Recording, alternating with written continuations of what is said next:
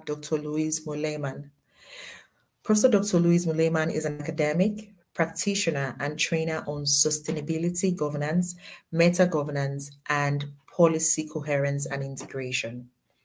He is a visiting professor of public governance at KU Leuven University in Belgium. He's also a member of the United Nations Committee of Experts on Public Administration, CEPA, Vice Chair of the Scientific Committee of the European Environment Agency, EEA, and member of the Global Council on SDG 17 in the UAE. His latest book is Meta-Governance for Sustainability, and this was published by Routledge in 2018. He also has a book on meta-governance approach to multi-level governance and vertical coordination for the SDGs that's been more recently published in 2022. Thank you. Thank you very much. Thank you very much. And thanks for inviting me. And I will not use more than 10 minutes, I think. I have, you can see my background. I'm a policymaker since 40 years, I think, in environmental policy. So I have seen that on many sides. But I'm also an academic specialized in governance issues. And currently, one of my functions is being a vice chair of the United Nations Committee of Experts on Public Administration. So that is an advisory body of the UN helping countries with their public administration and governance issues. Next slide, please. I have only 6 slides.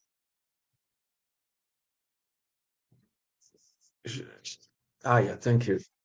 So to begin with, I mean, the topic I would like to say a few things about is generally that the issue of the polycrisis in which most countries are at the moment, and what does that mean for governance. We have the 17 UN Sustainable Development Goals, and they are a kind of an overarching policy, the policy framework, a meta policy, the policy of all policies. And policy can be defined as what we do and when, and this always needs governance.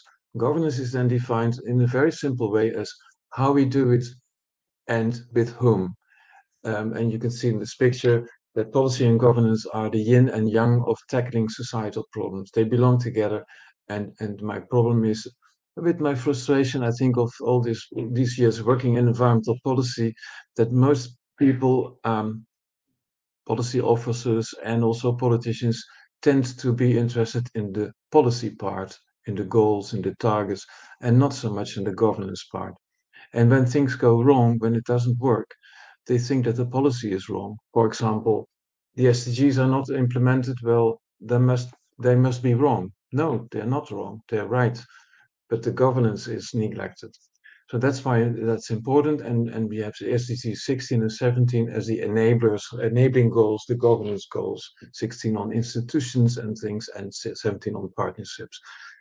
Secondly, traditional governance can be top-down, hierarchical style, or collaborative, network style, or competitive, the market style of governance. And there are different tools and instruments, but also values behind it. In fact, these are also 3 cultures, you could say. In some countries are typically hierarchical, some countries are typically market style, and others are typically network style.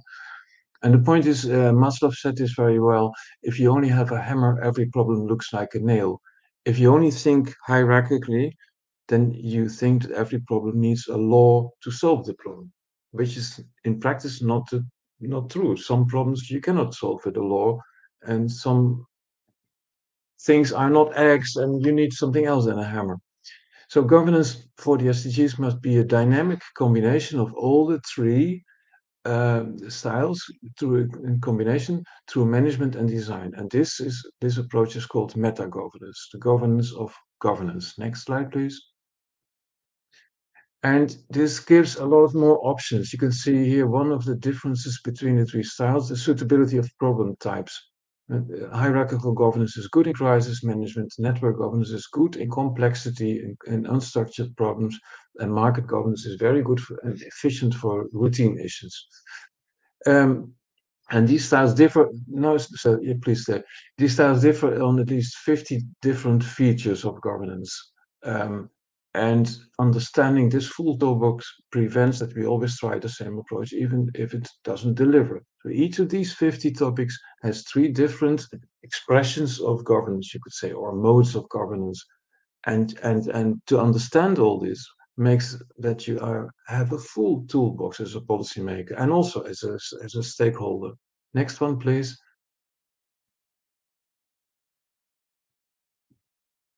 Yes. And now we get to the problem, because crisis management is important, as we know, in current times.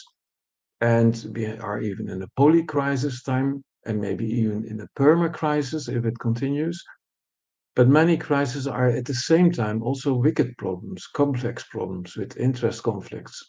And the point is that crisis management asks for a fast, top-down approach, fire brigade, more or less, type, and complex problems require testing and trying and reflecting and testing again and trying again and solving small parts of the problem.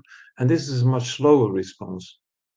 And we've seen now the past years since COVID that the focus only on the polycrisis results in simplification, in short-termism, in unlimited funding for crisis management, drawing away money for more complex issues, emergency laws, undermining democracy, which is necessary during a crisis, but it cannot continue. Some governments tend to continue this approach, and the full neglect of the inclusion of stakeholders.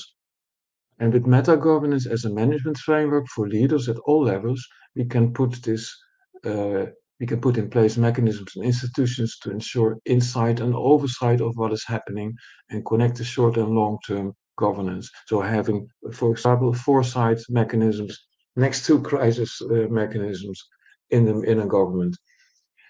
Investing in policy coherence for sustainable development, and that is a specific target, 1714 of the SDGs, that contributes strongly to creating the conditions for meta-governance. You can see here that policy coherence for sustainable development, I don't know if you know this concept, but it has 8 different sub-dimensions, you could say, and this is all about these important issues as improving horizontal and vertical coordination, the long-term vision, policy integration, subnational engagement, stakeholder engagement, all these important things are there, and they belong to the governance part of the SDG implementation. Yes, next one, please. And that's my last one. Civil society organizations and local communities and business can also be meta-governance. So this concept of meta-governance is not only for governments. They can do this by dynamizing their work and mix the different roles they can have of being an advocate and a partner. For example, in this graph, this is a well-known version of the different ways of and the different levels of involvement of stakeholders.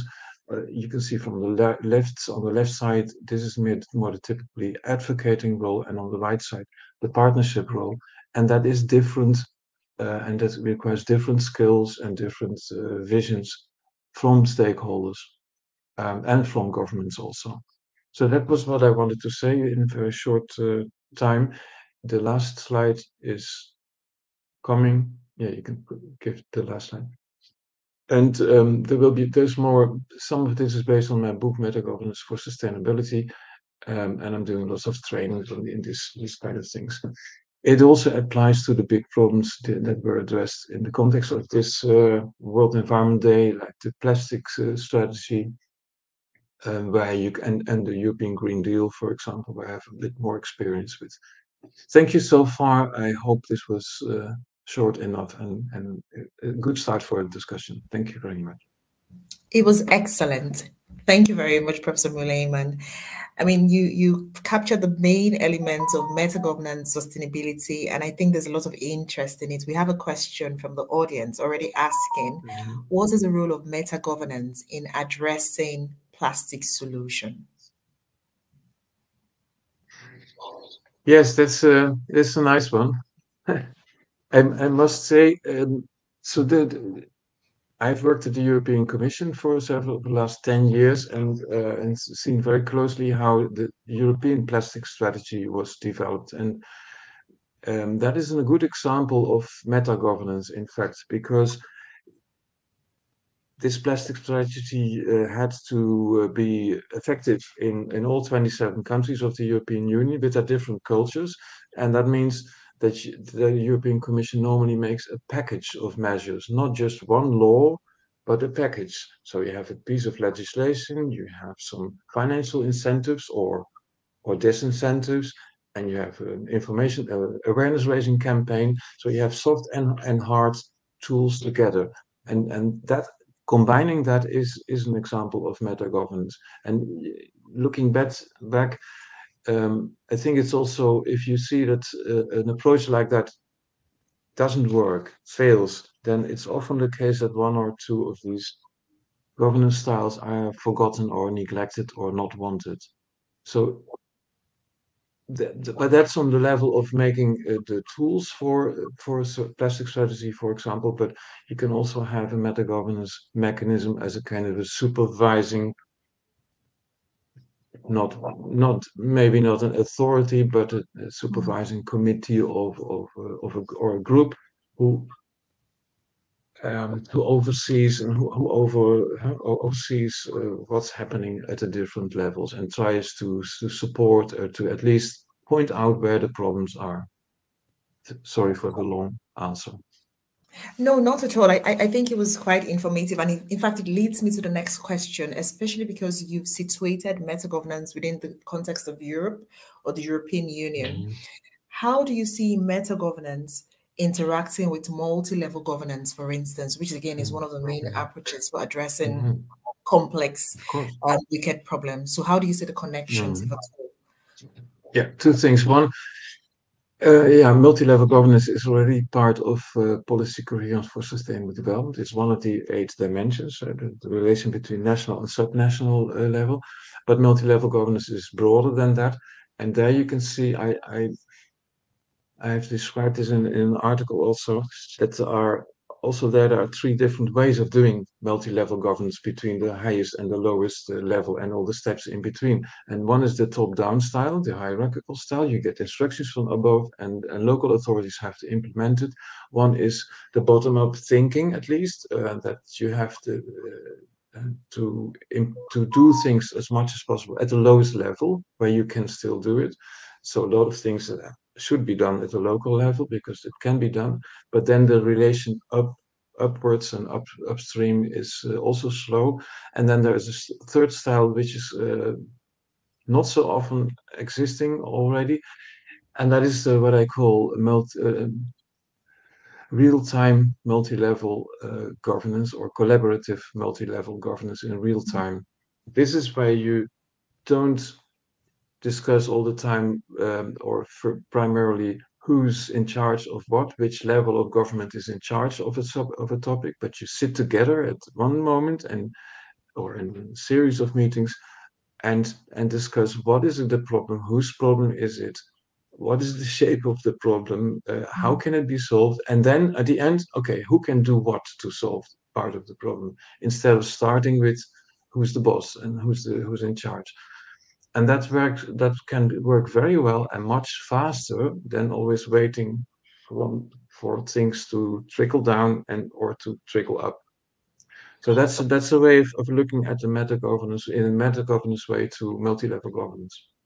Okay. I mean, thank you very much. And that raises very important issues, because when you talk about having all the stakeholders come together, there will always be issues around the power dynamics. I mean, in law, we don't talk about power so much, but of course, the political scientists will tell you it is always there and it's defining in the results you get. So I guess for me, the question then is, bearing in mind the power dynamics, the power differentials that always exist when you have various stakeholders, and thinking about your book, The Balance of Power, in which you discuss the need for a more balanced power distribution in decision-making processes to achieve sustainable development. How do you think we can actually achieve greater inclusivity and citizen participation in decision-making, particularly in areas related to the environment and in areas where there is more or less a contestation in the values that are embedded in that area? Thank you for that question too. This book I didn't write. I wrote another book, but it doesn't matter because I fully agree that that power is an important dimension, very and an often neglected dimension, and it's quite naive to neglect that. But when when I've in the past, when I gave trainings to managers in ministries, high-level civil servants in ministries, about the need to involve stakeholders in from the beginning always, and so to improve the inclusivity. Then I always explain to them that it is in their own interest, that it's in their self-interest, because you get in the end more support for your policies and you get better knowledge, better information from stakeholders. You need that. So it is quite silly and to not do that. But what I don't do is, and that has also to do with how to deal with power, I don't tell them that it is wrong that they have the classical power. That's not where I start, because then from that moment on they don't listen anymore. So you need to to keep the contact. But I know there are many countries in the world, many places where this top down, this hierarchical thinking is like is in the genes of government, and it's not easy to overcome that. And I think the good thing is, the last thing I wanted to mention, um, as a member of this UN Committee of Experts on Public Administration, we developed 11 principles for effective governance. And there are many other of these principles of governance from the OECD, from the World Bank. But this is the only set of principles, and it's also being used in African countries, where five of the 11 principles are about inclusivity. The other ones are about accountability and institutional effectiveness. But this is more very important. And I know that the African peer review mechanism in African countries, for example, is very much pushing these principles to help governments, to convince governments that inclusivity is an important part of their agenda. Thank you so much for that. And apologies, I should have been referring to your book, Meta-Governance for Sustainability. And there are other books. It doesn't matter. Yeah, all right. And then I think for me, the last question would be, your work also focuses on the United Nations Sustainable Development Goals, and you've presented on that today. Now, considering the interconnected nature of the goals, I know you focus specifically on SDG 16 and 17.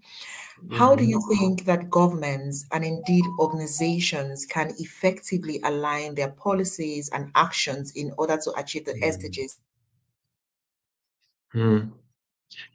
Yeah, again, here this concept of policy coherence for sustainable development is useful, and it starts with leadership and with the institutional organization in a way that you have at the highest level a good coordination across all the ministries, between the ministries. Sometimes it's not so easy because sometimes it's even in the constitution that that the ministers have their own remit and their own task, and they don't have to bother with others. But what I've seen, I've consulted now many countries, also recently, about how to set up a governance practice for the SDGs, and you could see that gradually, if civil servants have the basic training on the SDGs and how the interrelations are, then they will take ownership for all the SDGs and not only for one or two goals that are more in their remit or in their thing. They even can get so enthusiastic that they start fighting. No, I'm also involved in this goal, and I'm involved in that goal too. So this is a way to, yeah.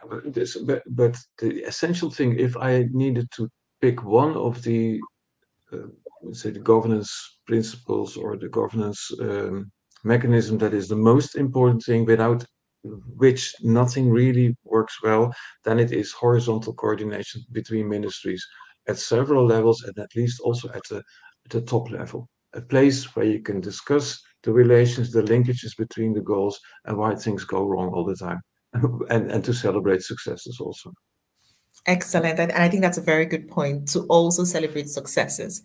Thank you very much for your time, Professor Meuleman. It's been a very informative session. And with that, we've come to the end of this session on equity.